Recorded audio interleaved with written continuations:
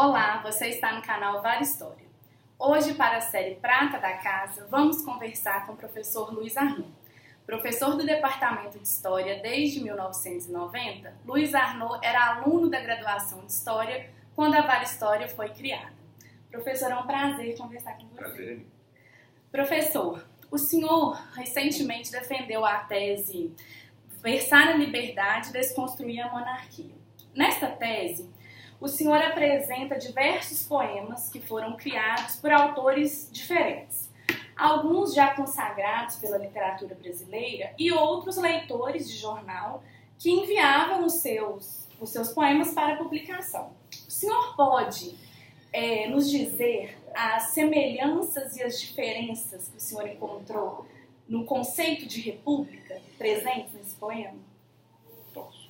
Muito obrigado pela oportunidade de estar aqui, Prazer participando dessa atividade comemorativa da revista.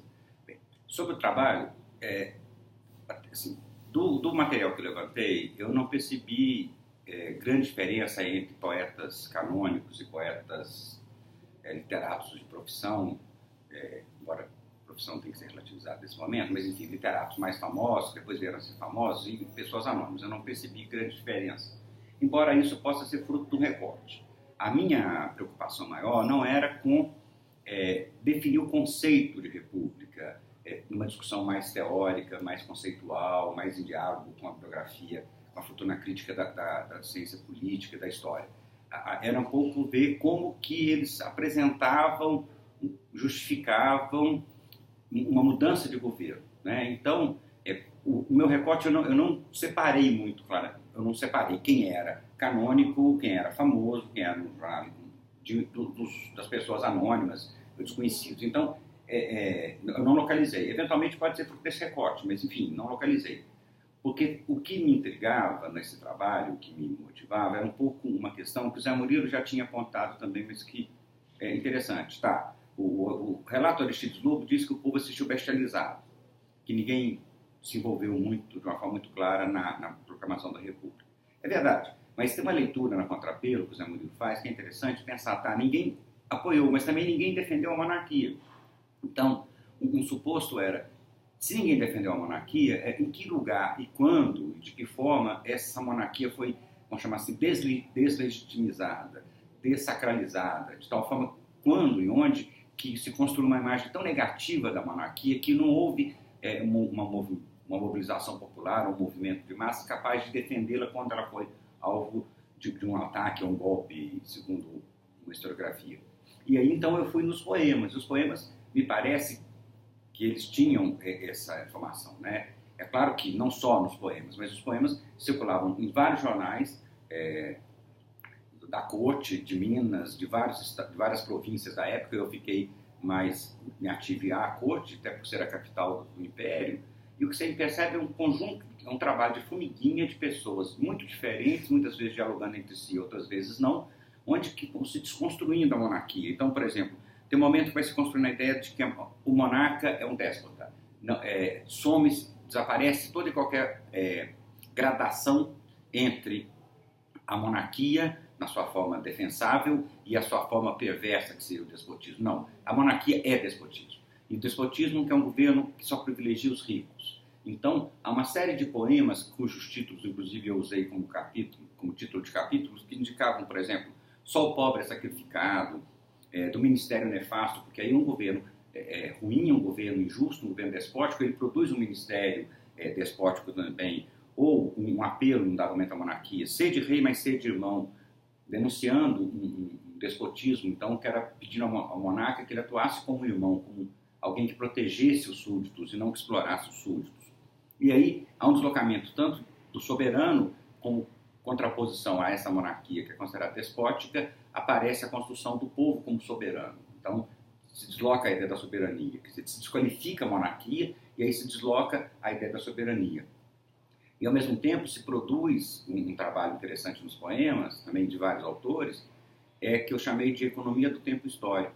Há uma ideia de que a liberdade é necessária, mas ela não foi conquistada quando, como o Império dizia, a historiografia imperial, em 22. Ela seria conquistada no futuro. que a República traria essa liberdade. Portanto, ao fazer esse deslocamento, eles colocam, a monarquia dizia, o império é diferente da colônia porque o Brasil é independente. Os republicanos falaram, não, a colônia e o império têm uma linha de continuidade pela família dinástica, e é o despotismo. Então, eles suprimiam essa ideia de ruptura de 7 de setembro que tinha sido instaurado pela historiografia imperial e projetavam para o futuro. E ao fazer isso, eles resgatam não só todas as lutas anteriores como parte dessa luta, de Tiradentes a Filipe dos Santos, todos os movimentos anticoloniais e anti-monarquistas durante o primeiro reinado são transformados em movimentos republicanos. Então, o que se faz é isso, é desconstruir uma legitimidade da monarquia que torna possível, que explica, no meu entendimento, por que ela não sofreu, por que não assistimos um movimento de massa que a defendesse contra o golpe do 15 de novembro. Professor, o senhor afirma, em certo momento da tese, que esses poemas eles eram dedicados à população geral. E que isso permitiu o senhor a perceber o entendimento de república daquela sociedade daquele período. Hoje, guardando as devidas proporções temporais e outras questões, a gente pode comparar esses poemas que eram escritos não por especialistas políticos às postagens em mídias sociais, por exemplo, Facebook, que eu posso ir lá e dar a minha opinião sobre a questão política atual. E que, de certa forma, essas postagens mostram o que a sociedade de hoje pensa da política atual. É possível fazer essa comparação? Olha, sim e não. Essa é uma questão que me parece... assim, ela tem que ser pensada, ela está muito em aberto. De um lado, sim. Por quê? Porque eu estou imaginando que eu tenho pessoas comuns, pessoas que envolvidas diretamente com a política, pessoas que são reconhecidas, pessoas públicas, pessoas particulares, anônimos, que estão lá dando a entender como se posicionam, o que entendem do que está acontecendo. Nesse sentido, me parece que é próximo. Então, num trabalho futuro, supondo que essas postagens todas sobrevivam, alguém pode fazer isso também. Sim. Ir lá, resgatar, fazer uma arqueologia das redes sociais no início do século XXI e perceber, olha, é assim que se entendia, assim, que esse era o entendimento da política que as pessoas tinham e construíram durante a primeira década.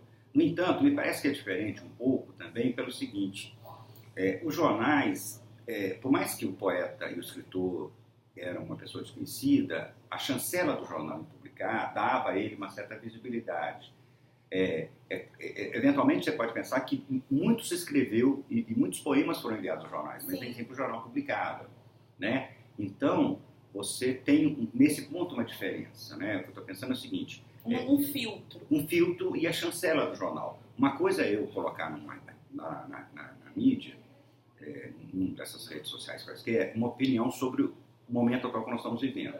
Outra coisa é isso aparecer, embora de minha autoria ou sem autoria conhecida, no blog do Nassif, ou num blog de alguém que já está consolidado, que tem um número de leitores. Então, essa é uma diferença que é que se considerar. Quer dizer, por mais que isso indique um entendimento, eu penso que no final do século XIX o que eu tinha era a chancela do jornal. O veículo, ele acabava dando um crédito àquela fala e dava visibilidade à fala, né? Ou ao escrito. Então, isso é diferente, embora seja algo que não seja também muito próximo, também nem muito diferente. Acho que comporta um sim ou não essa pergunta, sim, no fim das contas. Eu fico pensando também que naqueles jornais, naquele momento, havia inclusive um certo debate, dado o fato de que existia um jornal, e o jornal tinha uma certa aparição pública, vamos chamar assim, uma certa visibilidade, que é diferente na forma das redes sociais. Muitas vezes você tinha alguns poemas, e aí eu estou pensando nos poemas especificamente, não estou pensando só nos debates, que travavam um debate entre si. É claro que tinha os editoriais, que os jornais eram tendências políticas, eles debatiam, mas estou pensando em poemas. Tem uma coluna que ela sempre na forma do poema chamava Musa do Povo. E tem um momento que ela trava um debate e recebe como resposta um poema chamado A Musa do Bobo. Ou seja, há um debate entre... E no caso das mídias sociais, Eventualmente tem, mas ela nem necessariamente acontece de uma forma visível. Né? Não é um embate que constrói, essa era a chave que eu tentava pensar lá no século XIX, uma opinião pública. Ela conforma um entendimento comum sobre um problema público e fora do poder. Né? Então, eu diria que nesse caso, ainda a ser investigado, eu diria que há algumas semelhanças, mas há algumas diferenças também. Ou seja, não dá para a gente fazer uma conexão, uma aproximação direta. Tem que mediatizar, tem que relativizar um pouco as duas práticas. Muito bom conversar com você. Obrigada. Eu que agradeço a revista e a vocês por essa oportunidade. Obrigada. E você continue assistindo o nosso canal.